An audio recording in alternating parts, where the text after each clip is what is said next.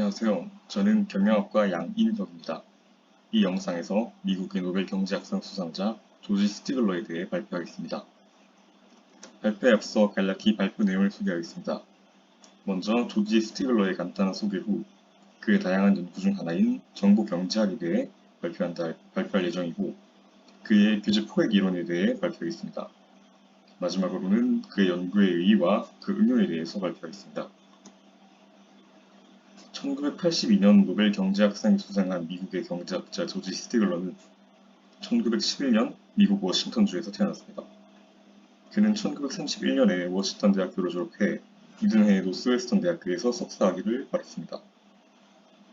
그는 노스웨스턴 대학에 있을 때 경제학에 대해 관심을 가졌고 학계에 남을 것이라 결심했습니다. 후에 1933년에 시카고 대학에 입학하였고 1938년에 시카고 대학에서 박사학위를 취득했습니다. 그는 1936년부터 2년 동안 아이오와 주립대학교에서 학생들을 가르치기 시작하였으며 이후 브라운 대학교에서 1946년을 1947년부터는 컬럼비아 대학교의 교수로 1958년까지 있다가 이듬해 1959년부터는 시카고 대학으로 돌아와 생을 마감할 때까지 그곳에서 학생들을 가르치며 연구하였습니다. 그는 시카고 대학에서 박사학위를 취득할 당시 그의 논문 지도 교수였던 프랭크 나이트와 함께 시카고 학파의 주요 인물들인 제이콥 바이너, 헨리 시몬스, 밀턴 프리드먼 등의 인물과 함께 당시 시카고 학파의 줄을 이뤘습니다. 그는 산업조직론, 정보경제학, 규제경제학 등의 발전에 큰 기여를 하였으며 일찍이 법과 경제의 상호관계를 연구한 선구자로 평가받습니다. 그는 1982년 산업구조, 시장기능, 정부 규제의 원인과 효과에 관한 선구적인 연구에 대한 업적으로 노벨 경제학상을 수상하였습니다. 그의 많은 연구들이 이루어지기 전에 그의 관심사는 경제이론의 핵심이라 할 수 있는 가격과 시장이론을 심화해 현실 경제에 적용하는 것에 있었습니다. 노벨 공식 사이트의 보도자료에 따르면 당시 기본 경제이론은 강력한 단순화로 인해 시장 현상의 지배적인 특성을 설명하는 데 효과적이나 동시에 너무 추상적이라 시장의 개별적인 현상을 설명하기에는 역부족이었고 이것이 조지 스티글러의 연구의 전제라고 합니다. 일례로 그는 그의 논문 정부 경제학에서 현실 경제에 나타나는 가격 불일치에 대하여 설명하는데 최적화와 시장 프로세스의 결과로 운송 비용을 제외한 모든 상품이 모든 곳에서 동일한 가격으로 판매된다는 전통적인 이론에도 불구하고 실제로 대부분의 시장에서는 가격 변동이 관찰되는 것에 대해 상품 가격에 대한 정보를 검색하고 확산하는 비용, 즉 정보 비용을 전통 이론에 추가함으로써 간단히 전통 이론의 기본적인 구조를 깨뜨리지 않고 현실과 이론을 일치시켰습니다. 정보를 산출하는 비용이 크므로 정보를 얻기 위한 비용이 정보의 예상 유용성보다 크지 않을 때까지만 정보를 가지게 되어 결국 정보란 불완전할 수밖에 없고 이로 인해 시장에서의 가격 변동이 관찰된다는 것입니다. 이는 후에 불완전 정보를 가진 시장 모델의 발전의 토대가 되었으며 이 연구는 보전적인 노동시장 모형을 발전시키는 데에도 기여를 했습니다. 노동의 수요와 공급이 항상 균형을 이룬다는 고전적 모형에 불구하고 현실의 구직자와 구인기업의 존재를 설명하는 데 그는 마찰적 실업이라는 개념을 고안해냈습니다. 이 역시 사람들이 정보 탐색으로 인한 이익이 탐색 비용을 초과하는 경우에 정보 탐색을 멈추지 않는 것을 구직자에 적용하여 더 높은 임금을 기대하고 실업 기간이 길어지더라도 정보 탐색, 즉 구직 활동을 이어나간다는 의미로 불완전하던 고전 노동시장 모형을 발전시켰습니다.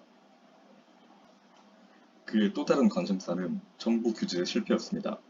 1970년대 이후 세계적인 경제 침체 속에서 중동 국가들의 석유 가격 강화로 인한 물가 상승에 맞물린 이례적인 스태그플레이션과 잇따른 정부 경제 정책의 실패는 당대 지배적이었던 케인즈학파 이론으로는 설명하기 어렵습니다.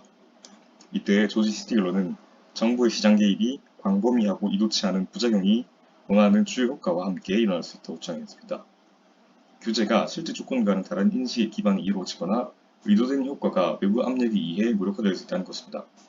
이에 관련해 조지 스티글러는 포획 이론을 제시했습니다.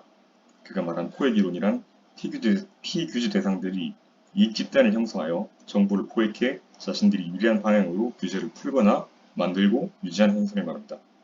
그의 말에 따르면 포획된 정부는 소비자를 위해 정책을 펼치는 것이 아니라 그들을 포획한 생산자들을 위해 봉사하게 되고 이는 결국 효율적인 자원 분배로부터 멀어지게 된다는 것입니다. 우리나라에서도 이 규제 포획의 실을 찾아볼 수 있었는데요. 2011년 저축은행 사태가 바로 그것입니다. 규제자인 금융감독원이 피규제 대상인 저축은행에게 포획당해 이런 사건이 일어났는데요. 저축은행에서 퇴직 후 재취업을 미끼로 금감원 퇴직자들을 포획해 저축은행에 대한 부실감사 등을 청탁한 사건입니다. 이런 규제 포획이 발생한다면 피규제자의 사익은 증가하고 사회 공익은 감소하게 됩니다. 따라서 스티글러는 이를 막기 위해 규제 기관을 외부의 압력으로부터 차단할 시스템을 갖추는 것과 규제 기관 내부의 자정 능력을 강조했습니다. 조지 스티글러는 정보경제학 및 규제경제학의 창시자이자 경제와 법의 지점에서의 연구의 선두자 중 한 명으로 인정받고 있습니다. 그의 친구이자 같은 시카고 학파의 선두주자인 밀턴 프리드먼은 그의 논문 정보경제학을 읽고 그가 경제학의 새로운 한 분야를 창시하였다고 이를 높게 평가했습니다. 불필요하고 비능률적인 정부 규제가 시장과 산업의 성장에 미치는 악영향을 명확히 밝힌 그의 연구는 그와 함께 자유경쟁과 자본정보론 등 시장경제 원리의 바탕을 두는 시카고 학파의 큰 업적 중 하나로 평가받습니다. 그는 1982년에 산업구조, 시장기능, 정부 규제의 원인과 효과에 대한 선구적인 연구로 노벨상을 수상하였으며 이후 그의 연구는 1981년 미 레이건 행정부 시대 때의 규제개혁에 큰 영향을 끼쳤습니다.